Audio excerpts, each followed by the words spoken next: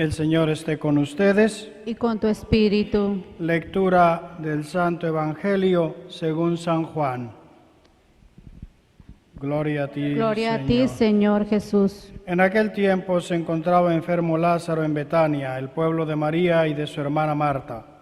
María era la que una vez ungió al Señor con perfume y le enjugó los pies con su cabellera. El enfermo era su hermano Lázaro.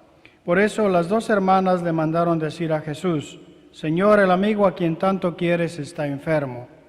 Al oír esto, Jesús dijo: Esta enfermedad no acabará en la muerte, sino que servirá para la gloria de Dios, para que el Hijo de Dios sea glorificado por ella.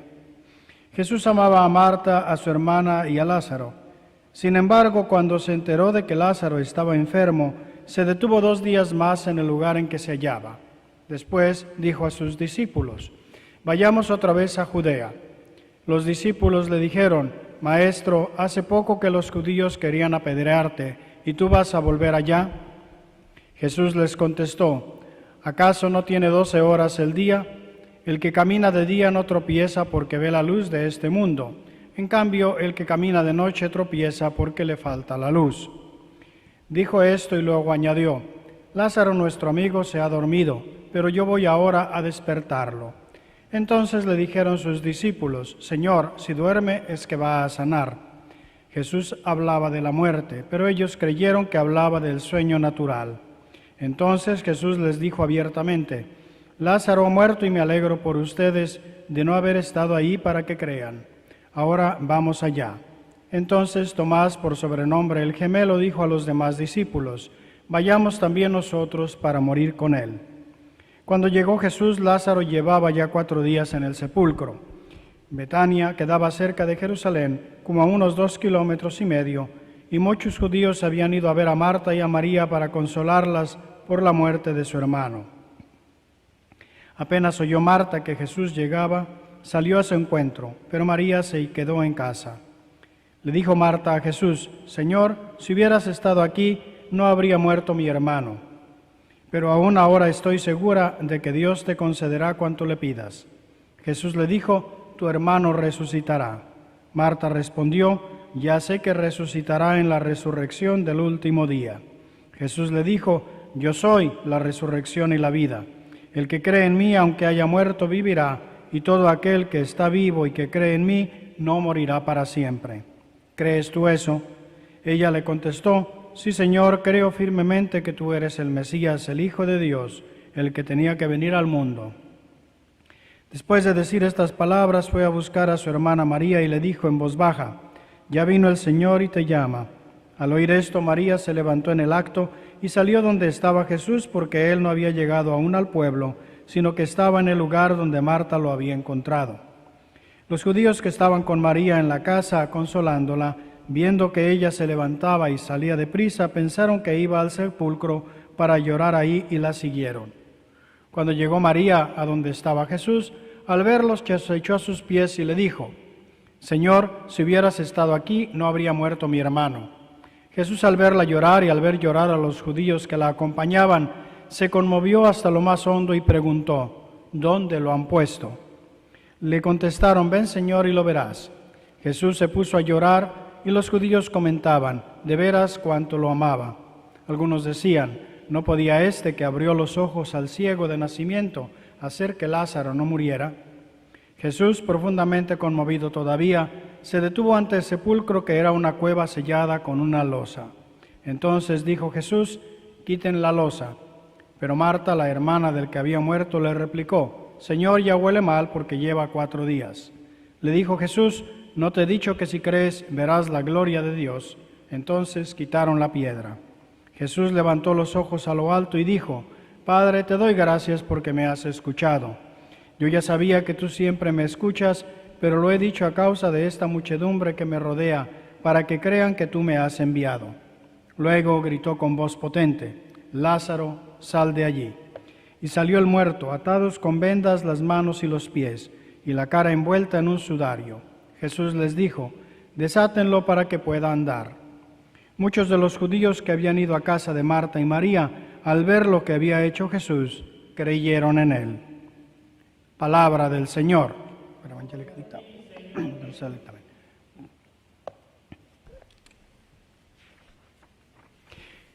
Falta una semana escasa para que comencemos la Semana Santa, el culmen de la celebración de nuestra fe cristiana, que llega con el domingo, la resurrección. Y el Evangelio nos ha tomado por la mano en estas semanas, la palabra de Dios nos ha guiado en el descubrimiento de quién es este Jesús al que vamos a seguir hasta Jerusalén, al que vamos a acompañar en su pasión y muerte. ¿Para qué? Para que cuando presenciemos, seamos testigos de la resurrección, comprendamos, para que no lo abandonemos y comprendamos. Y en este camino de estos días, de esta Cuaresma, utilizando diversos símbolos, la palabra de Dios nos ha ido diciendo quién es este al que seguimos. Nos ha dicho que es como el agua de la que nuestro cuerpo está ansioso, que sin ella no puede vivir. Nos ha dicho también que es la luz que ilumina nuestro mundo, que nos da sentido a todo lo que hacemos y vivimos. La semana de hoy no solamente nos dice que es lo que nos da la vida, nos dice que Él mismo es la vida. Pero ¿de qué vida se trata? Porque incluso esto de alguna manera es un símbolo, en cuanto que vamos a descubrir que la vida a la que se refiere nuestro Señor no es simplemente la vida que conocemos aquí. La vida que conocemos aquí es una especie de sombra comparada con lo que Él prepara. Es una especie, otra vez, de símbolo. Y todo comienza con la primera lectura, en la que ya desde el Antiguo Testamento el profeta Ezequiel había dicho: cuando abra sus sepulcros y los saque de ellos, pueblo mío, ustedes dirán que yo soy el Señor. Es decir, la manera de descubrir verdaderamente quién es Dios. El único que puede dar la vida es Dios, el único que puede sacar incluso del sepulcro cuando parece que ya no hay nada que hacer, es Dios. Ezequiel le está hablando al pueblo de Israel que están en el exilio. La ciudad de Jerusalén ha sido destruida, el templo arrasado, muchísimos han muerto. Ellos piensan que ya no hay futuro, ya se acabó. Dios nos ha abandonado. Y Dios les dice a través de Ezequiel: cuando vean que yo les puedo dar un futuro donde ustedes piensan que no hay, cuando los saque yo del sepulcro, entonces se van a dar cuenta que yo soy el Señor. ¿Por qué? Porque yo soy el único que puede hacer eso. Soy el único que puede dar vida donde ya no existe vida. Esto que le dice Ezequiel al pueblo judío realmente se cumple en el Señor Jesús. Y de eso vemos una imagen en el milagro que Él hace unas semanas antes de que Él mismo muera.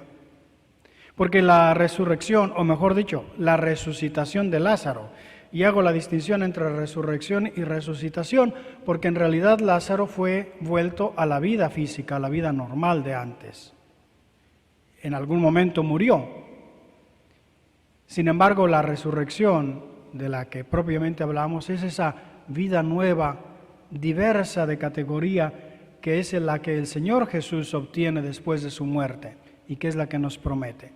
Pero entonces, esta, como les digo, resucitación de Lázaro es un milagro hecho por Jesús para que entendamos mejor, para llevarnos un paso más adelante a que lo comprendamos. Ya el Salmo responsorial nos deja entrever en qué consiste la vida verdadera, que no es solo la vida física. Repetimos varias veces en el Salmo: perdónanos, Señor, y viviremos.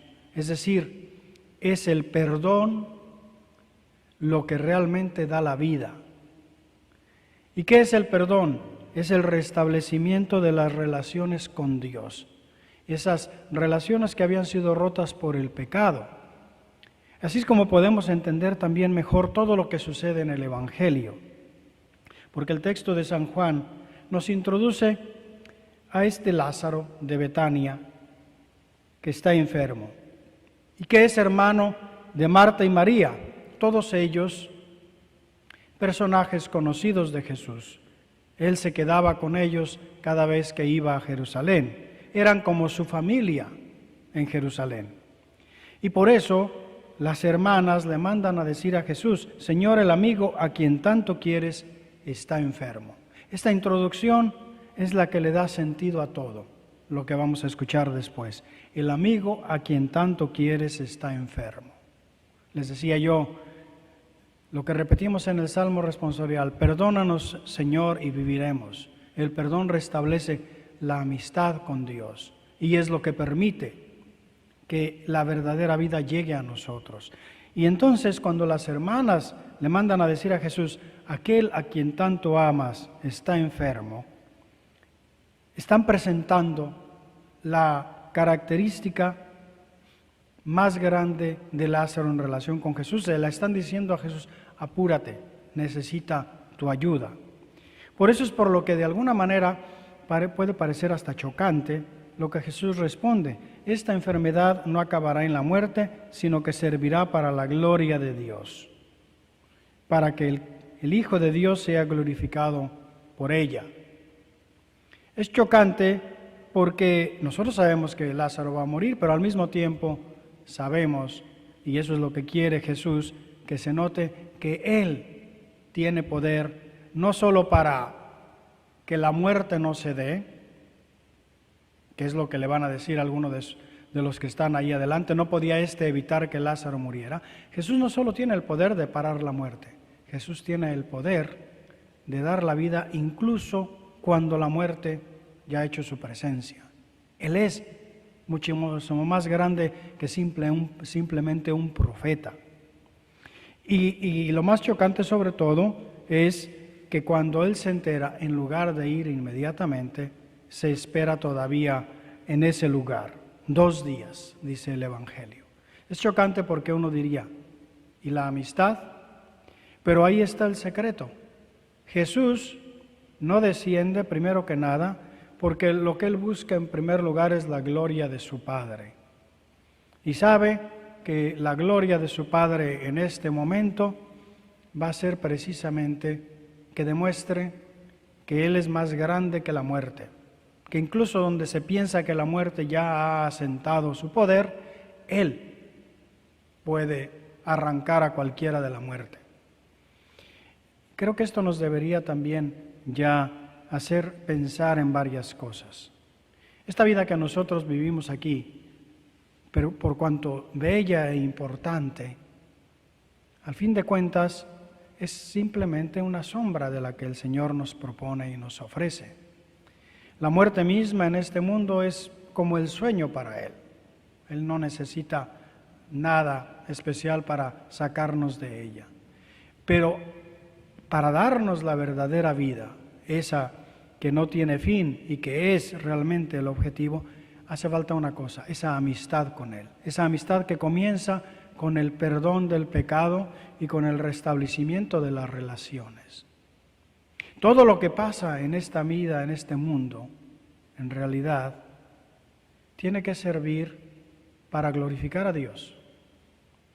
Para glorificar a Dios, para demostrar su amor y su poder y su misericordia.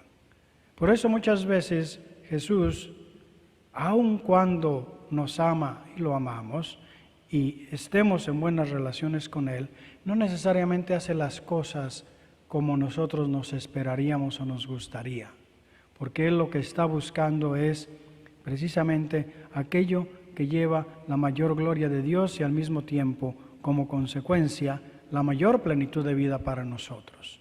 En definitiva, nos está invitando por el amor a un acto de confianza en Él. Viene luego el diálogo de Jesús con los discípulos, que precisamente le dicen: bueno, si está dormido, entonces va a sanar. No le entienden que para Jesús, como les digo, esta muerte física no es nada, es un sueño. Hasta que Jesús les habla claramente y entonces les dice: me alegro por ustedes de no haber estado allí para que crean. es precisamente lo que Él quiere, que crean que Jesús tiene el poder sobre la muerte. Y es lo que Él quiere también de nosotros, que nos demos cuenta de eso.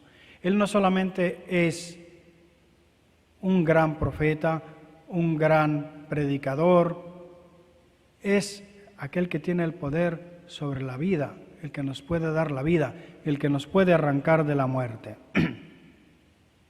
Cuando llega Jesús, ya lleva 4 días Lázaro en el sepulcro, precisamente para que quede claro que no es aparente la muerte, realmente ya ha llegado. Y el diálogo con Marta es verdaderamente iluminador, porque cuando Marta llega, esta mujer que lo ama profundamente también, pero que todavía no llega a entender, que también nos representa a nosotros, como representan a los apóstoles algunas de nuestras actitudes, ¿no? Marta representa a alguien que ama profundamente a Jesús, pero que todavía no ha llegado a comprenderlo completamente. Señor, si hubieras estado aquí, no habría muerto mi hermano, ¿no? Eres un hombre poderoso, si hubieras estado lo hubieras prevenido.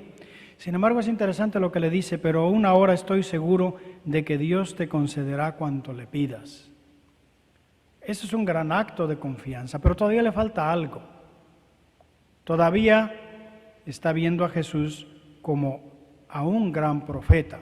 Sabemos que en el Antiguo Testamento Elías arrancó a un niño de la muerte, o mejor dicho, él le pidió a Dios que devolviera a un niño a su madre. Marta está todavía pensando en esas categorías, por eso Jesús le dice, tu hermano resucitará, un poco para provocarla. Y entonces Marta dice, sí, yo sé que resucitará en el último día. Es la fe un poco que se está volviendo común en aquellos tiempos. Pero es ahí cuando Jesús interviene y le dice, yo soy la resurrección y la vida. Es decir, no es solamente algo que va a pasar. Yo, personalmente, soy esa resurrección y esa vida. Le está pidiendo que pase de creer en Jesús como un ser poderoso, como un gran profeta, a creer en Jesús como Dios. Ese es el paso más grande que se le puede pedir a alguien. Es impresionante. Yo soy la resurrección. Y aquí también, hermanos, es importante que nosotros nos demos cuenta. Nosotros no creemos en una serie de cosas o de ideas. No creemos en la idea de que Dios es el creador, de que Dios está por ahí en algún lado, que algún día nos va a resucitar. Es verdad eso, pero no es el centro. Nosotros creemos, es decir, aceptamos en nuestra vida una persona. Y porque aceptamos a esa persona en nuestra vida, le abrimos toda nuestra existencia, nuestra mente, nuestro corazón. Por eso precisamente es por lo que Él nos trae la vida. No es creer en cosas o en ideas, es abrirle la vida a alguien. Y eso es lo que Marta le hace en este momento a Jesús. Y le dice, sí, Señor, creo firmemente que tú eres el Mesías, el Hijo de Dios, el que tenía que venir al mundo. El Señor Jesús nos está invitando a través de estas lecturas a que también nosotros demos ese paso. Como les decía antes, a través de esta vida que experimentamos nos damos cuenta del valor de lo que significa la vida. Pero Él nos está invitando a que nos demos cuenta de que la vida auténtica y verdadera es algo mucho más grande que esta vida que es solo una imagen. Y que esta vida nos viene no simplemente de una manera un poco mágica, sino que nos viene del hecho de estar en unión con Él, de esa relación profunda de amistad con Él. Una relación de amistad y de amor que nos lleva a acogerlo, a escucharlo, a confiar completamente en Él. Confiar completamente en Él, Él nos dirá en el Evangelio también, es cumplir su voluntad. No simplemente una confianza en teoría, sino en la práctica. confiarle nuestra vida entera a Él. Eso significa ser fiel por encima de todas las cosas a Él. Eso es lo que significa confiarle la vida. Cuando se nos presentan las dificultades y a lo mejor buscando un atajo en contra de su voluntad, parecería que vamos a ganar. Cuando dándole la espalda parece que vamos a progresar. Todo eso significa poner nuestra vida en sus manos, saber que Él es el que nos da la verdadera vida. Incluso como en el caso de Lázaro, cuando la vida física se pierde.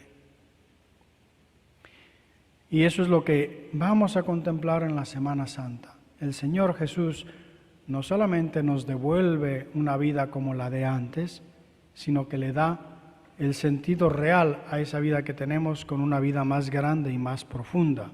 Por eso es por lo que San Pablo, en la segunda lectura, nos dice: en cambio, si Cristo vive en ustedes, aunque su cuerpo siga sujeto a la muerte a causa del pecado, su espíritu vive a causa de la actividad salvadora de Dios. En estos días en que ciertamente el temor por nuestra vida puede estar presente, por todo este ambiente un poco de miedo, tensión, no nos olvidemos de una cosa: estamos en las manos del Señor. Y nada de lo que sucede en nuestra vida escapa de su poder. Basta que realmente esa amistad entre nosotros y Él esté sólida y fuerte. Él puede hacer cosas impensables. Él puede arrancarnos de las garras mismas de la muerte, pero sobre todo Él nos promete esa vida verdadera que no tiene comparación con lo que experimentamos aquí. Por eso vamos a pedirle en la Eucaristía, que es el lugar prevalente donde lo recibimos a Él, donde Él se funde con nosotros, que nos dé esa gracia y esa fuerza.